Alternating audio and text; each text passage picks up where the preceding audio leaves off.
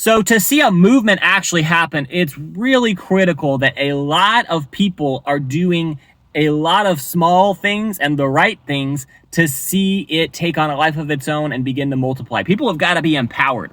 So you contrast this with the idea of a CEO, Elon Musk or Steve Jobs, these power guys that when you think of Apple, you think of Steve Jobs. So they're connected to their brand. In contrast to that is this idea of a movement where everybody gets to play. Today, I want to unpack 5 things from a book called The Starfish and the Spider that can help you understand what it takes to create the kind of culture in which a movement can happen. That's coming up.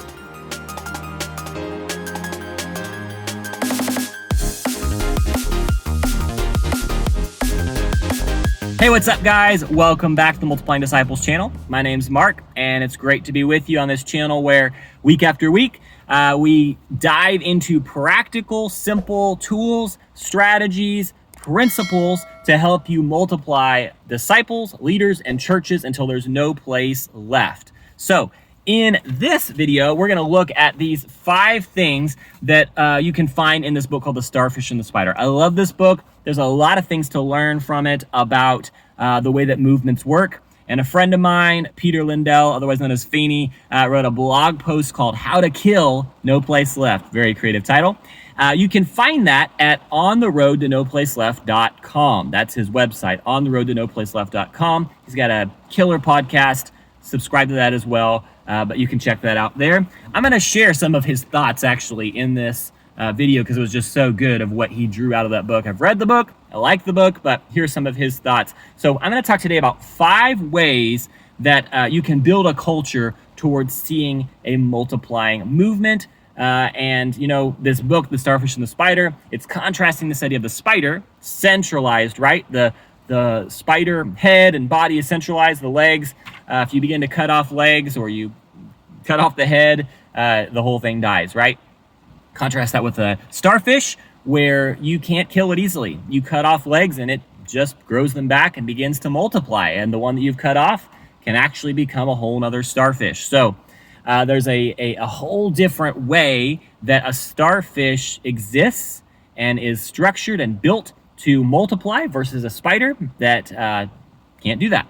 So, of course, you could see some advantages to a spider kind of organization where there's a CEO and one person in charge and all that kind of stuff. But, you know, when we're talking about the ways of Jesus, we see a movement. We see a lot of people getting to play. The priesthood of the believer, Jesus calls this the kingdom of priests.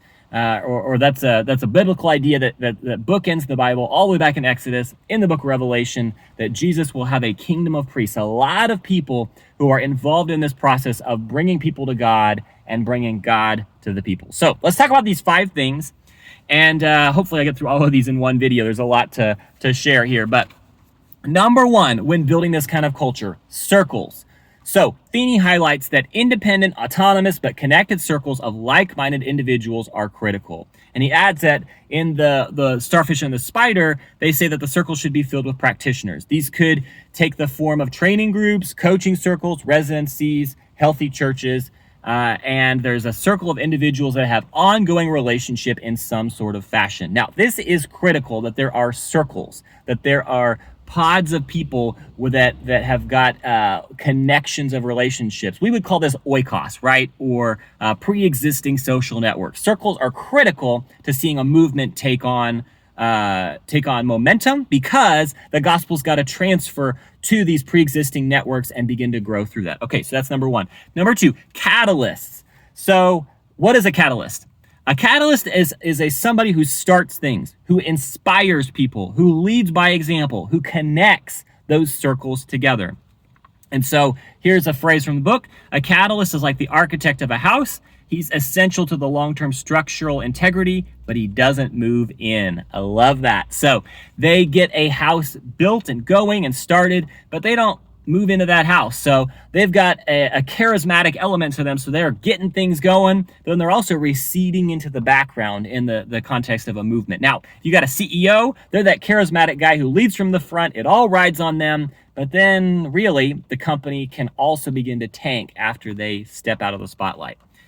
So if you're a catalyst and you're watching this, Feeney highlights that there's a delicate balance. You lead by example, you inspire the troops, but if you stick around too long or make yourself too essential, you centralize the work around you, which defeats the whole purpose of a multiplying movement. So that's number 2. Number 3, ideology. So he highlights this is the most important leg. So decentralized structures need to have common ideology.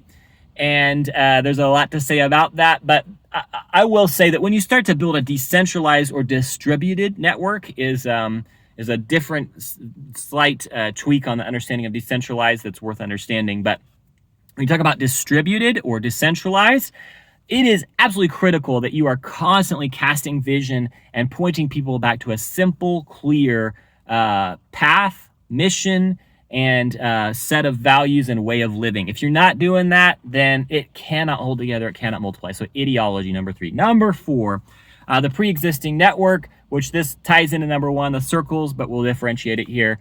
So the authors gave examples in 2 circumstances in the book of how pre-existing networks help facilitate the work that catalysts get started.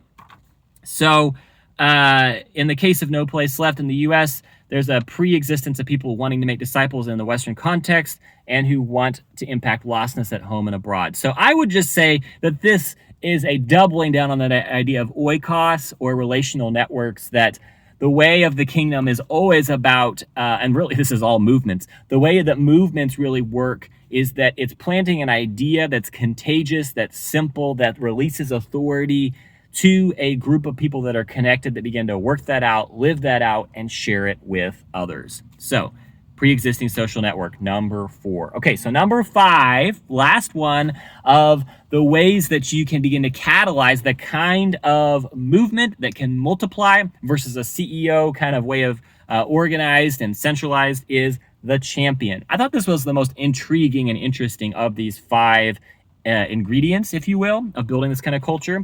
So what do they mean by the champion? So the champion differs from the catalyst in that they are not usually the starter. So when getting something going, they're probably not that person that's going to start from nothing and get it going.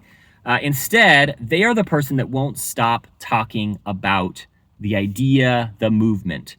And Feeney goes on to say they don't centralize around themselves, but everywhere they go, they are connecting people with the ideology and to other circles. And they are sort of like a late to the game catalyst. Now, I think the champion is essential, and here's why. When you want to go and transform cultures, especially, you need somebody who is an insider in that culture who's going to champion the idea. Now, a catalyst can be the outside person who comes in, introduces a new idea, and gets something going. And oftentimes, this is what has happened when we have gone to train a church, and we share with them the simple reproducing methods and the vision of the Father's heart from Genesis to Revelation, that all people from all places are called to reach all people in all places. That vision of the Father's heart, and then we give them simple tools. That's catalytic, right? But you need a champion or 2 or 3 to rise up from within that culture that are insiders that are going to own it. It's not enough for an outside catalyst to come in and say, hey, here's a vision. Let's go, people, and begin to lead the charge.